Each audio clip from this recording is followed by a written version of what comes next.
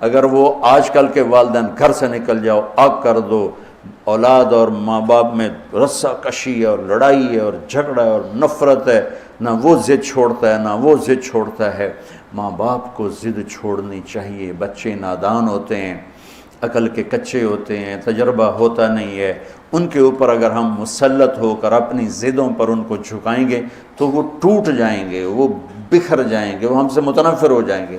میں قربان جاؤں، والدین کو یعقوب علیہ السلام کی مثال سامنے رکھنی چاہیے کہ نافرمان اولاد کو گلے سے لگا کے رکھ، اور کہیں بھی تانا نہیں دیا کہ تم نے میرے بیٹے کو مجھ سے جدا کر دیا۔